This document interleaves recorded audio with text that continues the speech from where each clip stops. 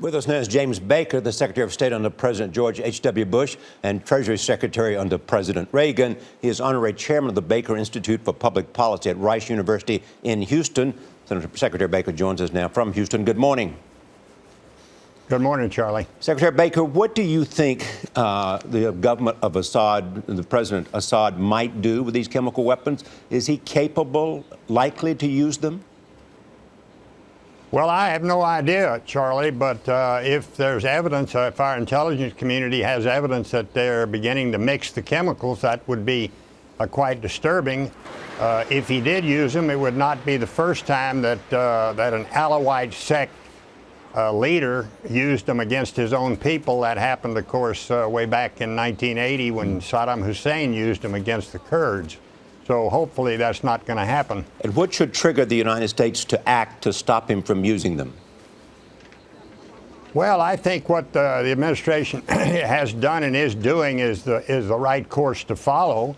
I think it's fine to put a marker down there and tell the government of Bashar Assad that they better not use them, but that does raise a credibility problem, because anytime a president of the United States threatens something, he better damn well be prepared to follow through with it. And they've never said what the consequences would be. Of course, the consequences could range from anything, including further diplomatic, political, and economic actions, to military action, or to the idea that once the regime falls, and it is going to fall, once the regime falls, then the people responsible would be held accountable in the proper jurisdictions. But are you suggesting that the president should make clear what the consequences are, rather than just simply saying there will be consequences? Well, I don't know whether you do that publicly now or not, but I think it wouldn't be at all bad for the Syrians to understand what the extent of the consequences are. I mean, it's fine to threaten undefined consequences, but it might be more meaningful to the Syrians if they knew specifically what the consequences were. I happen to be one who doesn't think we ought to be involved militarily in that country. I think the American people are tired of military involvement in that part of the world. Our forces are stretched pretty thin. We don't have the money. We're a broke country. And so anything we can do politically, diplomatically, and economically we should do to bring about a regime change there. We ought to be quite wary and leery, I think, of military involvement, which has a way of becoming a slippery slope. And that is the policy that I think the administration is following, and so far, at least, I agree with that policy. Norah. Secretary Norah O'Donnell here. You mentioned the problems here at home in the United States and the fiscal cliff, which you've written an op-ed about that. Are you concerned about the negotiations and how they're going at this point?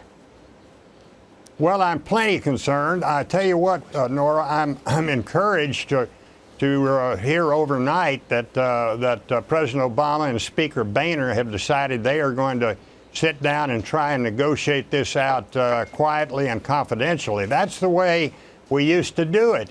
That's the way Ronald Reagan did it with Tip O'Neill. That's how we fixed Social Security, the third rail of politics, back there in 1982 or 83. We had private meetings actually in the basement of my home in Washington. Nobody knew about them, and we were free to give and take and put things on the table without fear that would be used politically against us. Same thing for the Democrats. That's what we need to get back to.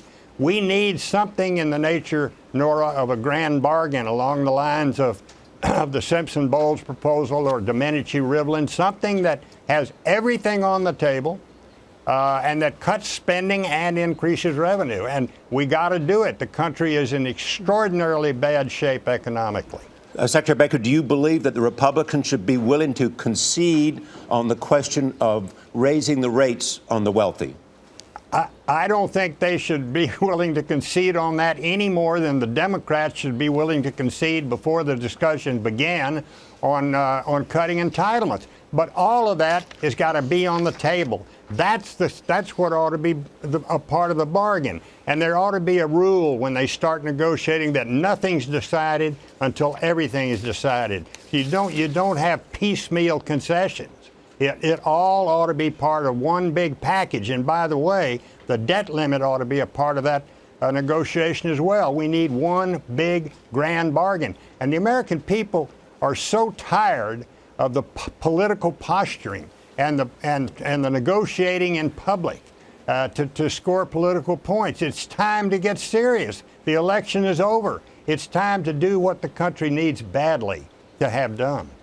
Secretary Baker, thank you very much.